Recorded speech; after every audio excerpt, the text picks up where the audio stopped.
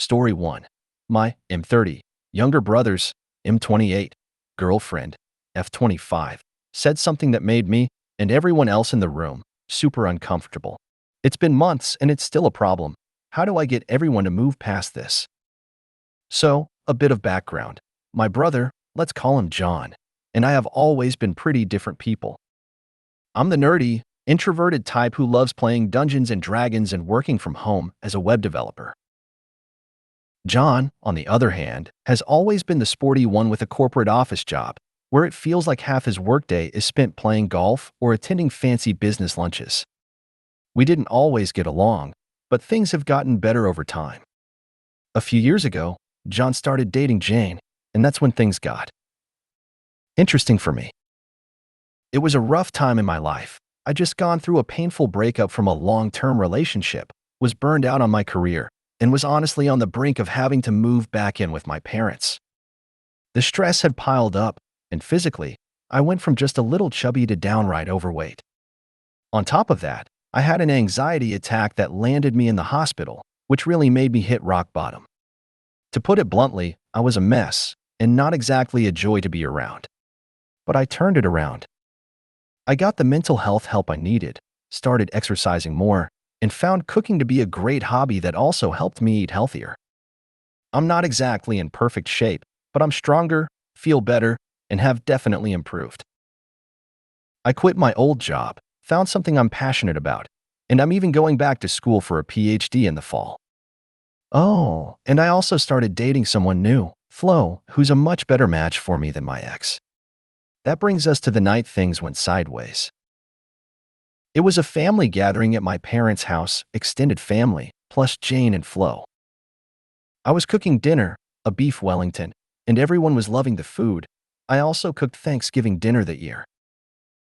They were all talking about how great my glow up was, my new job, the program I got into, etc. I was just trying to focus on dinner prep while they crowded the kitchen. Then Jane dropped the bomb. Yeah, never thought I picked the wrong brother, but I'm starting to think I might have. It was dead silent. I didn't know how to respond, so I just awkwardly laughed, assuming it was a bad joke.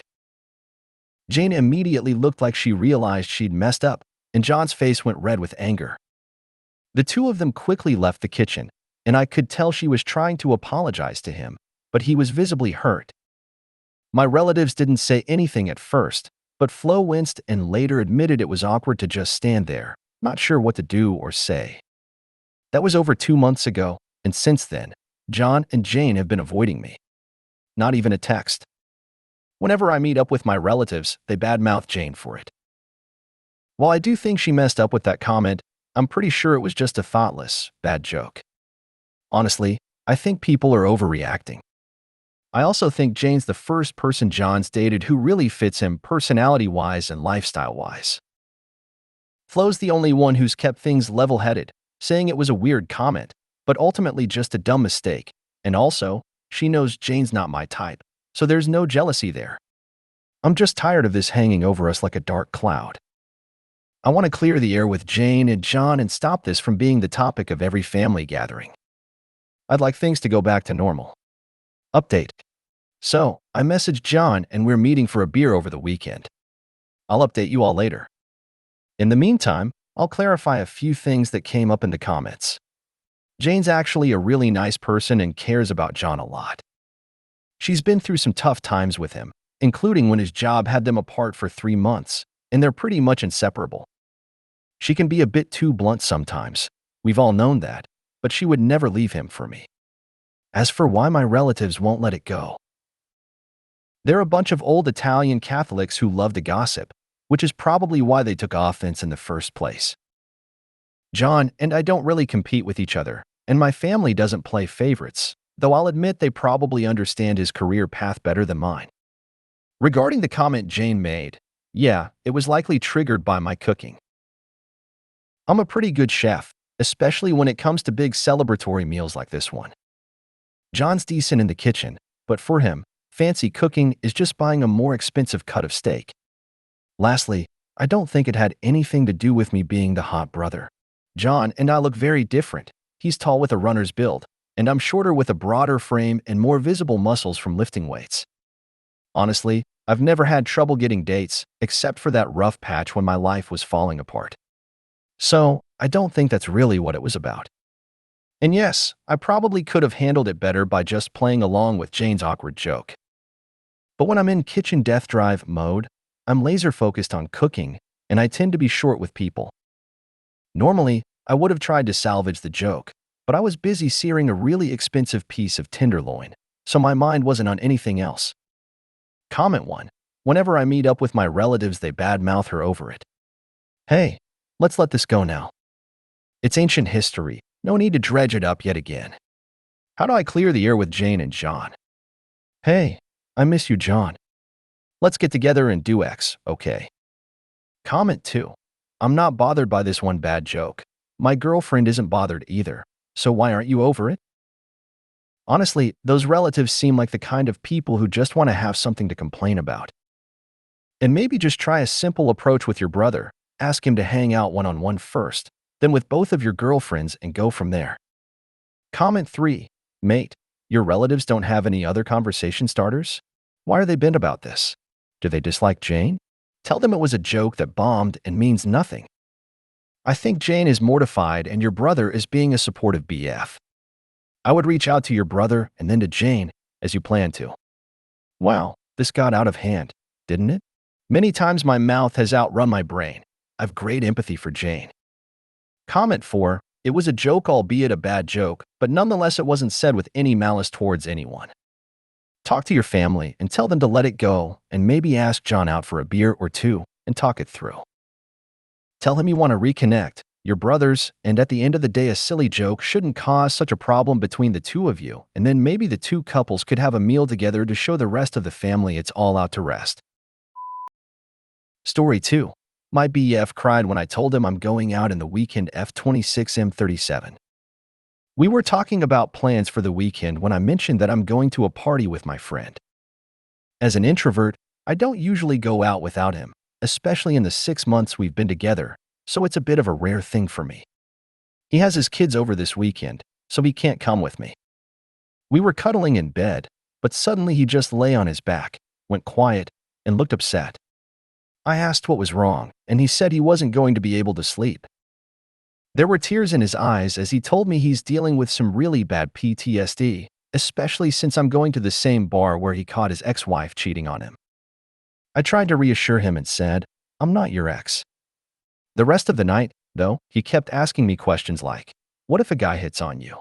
And what if you find someone else? I kept telling him I won't entertain anyone else and that he needs to seek therapy if his PTSD is this severe, but he said he's already been to therapy and it didn't help at all. He told me that if we lived together, he'd feel less worried about me being disloyal because it would show I'm committed, but I just feel like it's too soon. He has these kinds of worries often, and while it's frustrating, I don't want to end things. I just really want him to get the help he needs. Comment 1. Why do people like your SL act this way? Because people let them get away with it. Good on you for not putting up with her BS. When the seating arrangement conversation comes up, maybe you need to have the what does SIL contribute to your wonderful family tradition conversation at the same time. Comment 2. If she does it again, point out that she's acting more childish than her actual child. Comment 3. One trick for the future. Lower you voice, don't raise you voice. Much more powerful. Comment 4. I'm laughing at the entitlement that anyone should expect people to move after the meal started.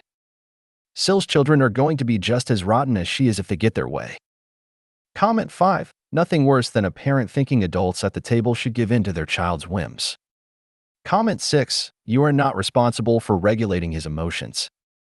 I'm assuming his ex-wife lived with him, so why would that make any difference? It won't. He needs therapy and to work on his own issues.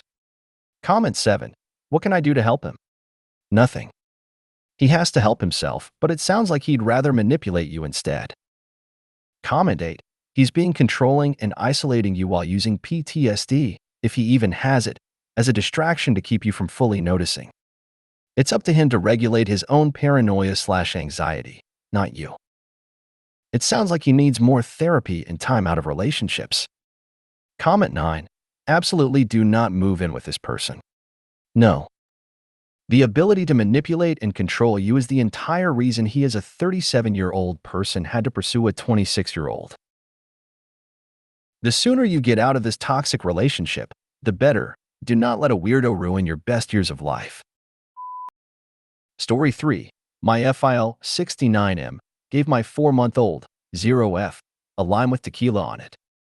Tonight, my boyfriend, our 4-month-old baby, and I went out to dinner with his dad and brother. His dad rarely interacts with our daughter, and when he does, it's mostly just him holding his phone in front of her, recording her, and saying things like, "Hey buddy, say grandpa." Then he'll repeat, "Your first words are gonna be grandpa," his name, every time he sees her. That's pretty much the extent of his engagement with her. After the phone goes away, so does his attention. So, during dinner, he does this thing where he pretends he's going to give our daughter some margarita by putting the straw near her mouth. He didn't actually give it to her, but it still irritated me because I just don't see how pretending to give alcohol to a baby is funny. It didn't sit right with me at all. Towards the end of the meal, he asked if he could hold her so my boyfriend and I could finish eating, so we handed her over to him.